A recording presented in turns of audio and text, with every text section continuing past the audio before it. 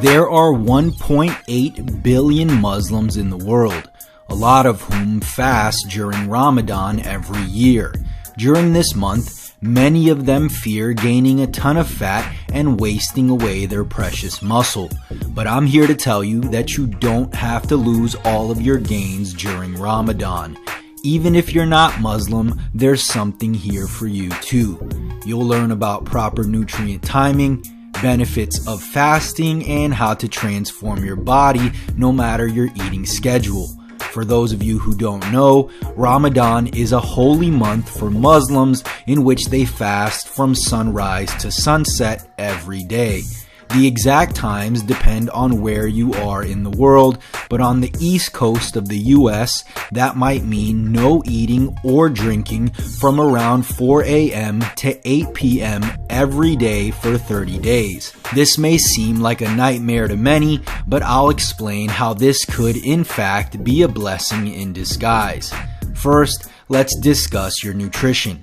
How you eat during Ramadan will be similar to the traditional intermittent fasting approach, the difference being that you can't drink anything when fasting. According to research, just a 3 to 4% dehydration significantly impacts your performance in the gym. If you have an inadequate stimulus in the gym or improper recovery, you will lose your gains. In order to combat this, I recommend you have at least 2/3 of your body weight in pounds in ounces of water. So if you're 180 pounds, aim to drink 120 ounces of water. Since you have to drink all of this within your eating window, make sure you break your fast with plenty of water. Now, before we talk about how to specifically eat, let's first answer a very important question. Should you bulk, cut, or maintain during Ramadan? Option 1, bulk.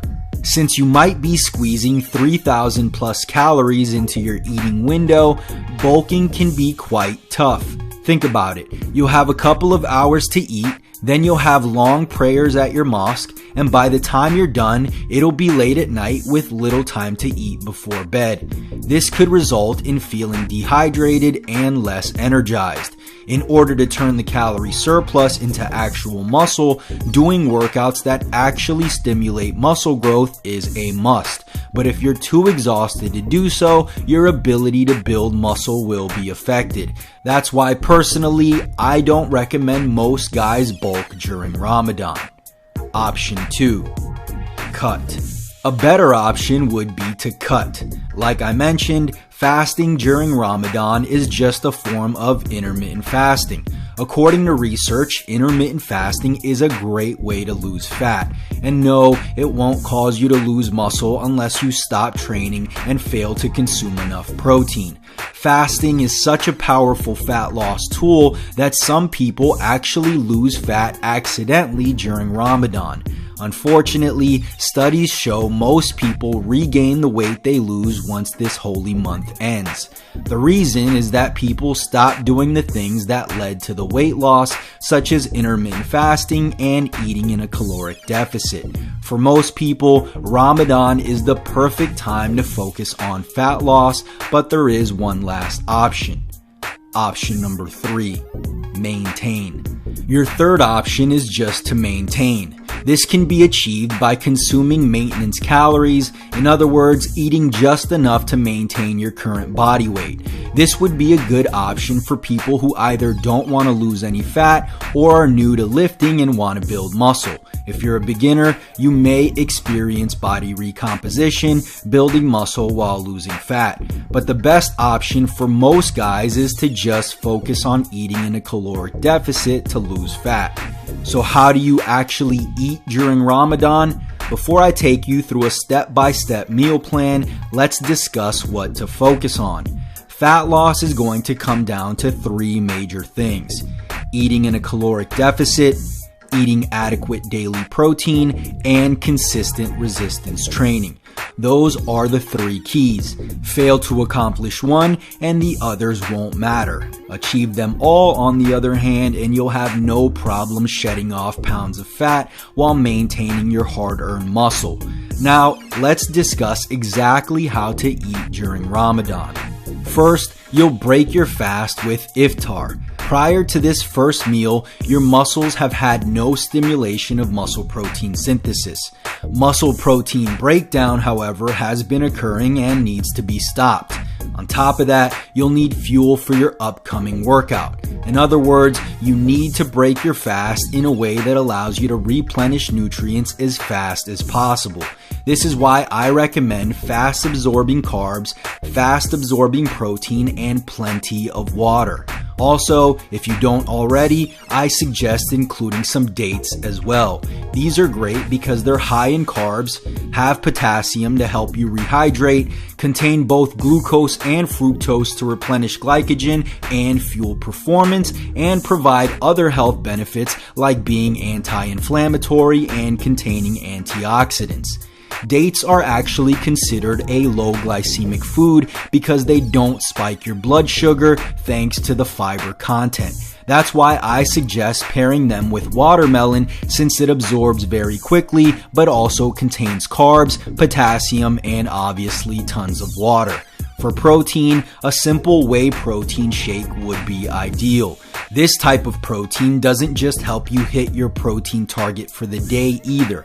Consuming 20 to 40 grams of whey protein will deliver amino acids to your muscles extremely fast. Whey protein is also high in the amino acid leucine, which is crucial for building muscle and stimulating muscle protein synthesis. Since you'll pray immediately after breaking your fast, you can keep this meal small. Your iftar can look something like this: at least 16 ounces of water, a whey protein shake, a handful of dates, and a bowl of watermelon. Let's assume you eat iftar, do your Maghrib prayer, and then eat a full meal. Meal 2 would just be a normal meal containing carbs, protein, and vegetables. For example, 8 ounces of chicken breast, 2 cups of rice, and 2 cups of broccoli. Remember, this is just an example. Your target calories for the day should be considered when making up your second meal. After meal 2, it's time to hit the gym. We'll discuss working out during Ramadan in detail in just a little bit. For now, know that working out is best done at some point during your eating window. If your target intake for the day is relatively high, feel free to have another meal similar to meal 2 anytime before suhoor, your last meal of the day. Suhoor is the meal you consume right before you have to begin fasting, followed by your Fajr prayer. Since this will be your last meal for a while, this is when you have your slow digesting protein, fat, and fiber. An awesome protein option is eggs, since they not only contain fat and slow digesting protein, but also micronutrients you need like vitamin A and B, as well as phosphorus and selenium. Egg protein absorbs at around 3 grams per hour. So if you get 20 or so grams of protein from 3 eggs, it could provide you with amino acids for 7 hours and reduce muscle protein breakdown the entire time. A great suhoor would look something like this: 3 eggs, 150 grams of liquid egg whites, 1 to 2 cups of mixed greens, 1 ounce of almonds, and 1 cup of oatmeal if you need more carbs. Again, these portion sizes are only meant as examples. Depending on your caloric needs, you may need a little more or slightly less. Now that we've covered nutrition, let's discuss your workouts. As mentioned, the best time to work out is at any point during the eating window. I recommend training either right after Maghrib or following meal 2. The truth is, training during Ramadan can be challenging, but if you're serious about your fitness goals, you'll just have to push through. Get a 24-hour gym membership and work out during the eating window, even if it's late at night. If you truly cannot work out late and must work out during the fasting window, you'll have to be careful. Without food and water, you need to work out when you can have nutrients near the time of the workout. In that case, you could work out immediately before iftar. Although you won't be able to have water during the workout, if you time it right, you can work out and then immediately drink water and break your fast. As long as you're drinking plenty of water during your previous eating window, this shouldn't be too much of an issue. For your actual workouts, you'll likely feel slightly fatigued. If that's the case and you're training during your eating window, try taking a pre-workout supplement for a small boost. If you find that pre-workouts make it hard to sleep, try a stimulant-free pre-workout instead. For best results, I suggest training 3 to 5 times per week using the following guidelines. Number 1. Focus on compound movements as they will help you preserve your strength and muscle mass as well as target multiple muscles at once. 2. Stay 2 to 3 reps short of failure on heavy compound lifts and 1 rep short of failure on lighter isolation exercises. This will prevent adding even more fatigue and limiting your recovery capabilities. Number 3, stick to moderate rep ranges like 6 to 12. Going very heavy is likely to fatigue you and will limit the volume you can perform. And due to the limited number of calories, lifting too heavy could impede recovery. Lastly, perform supersets if you're short on time. This means pair 2 movements, preferably opposite muscle groups, back to back before resting. For example, overhead press for 10 reps, immediately followed by 10 reps of pull-ups. Another option if you're short on time or don't have access to a gym is home workouts. Although they don't completely replace workouts in the gym, you can make some great progress with simple body weight exercises.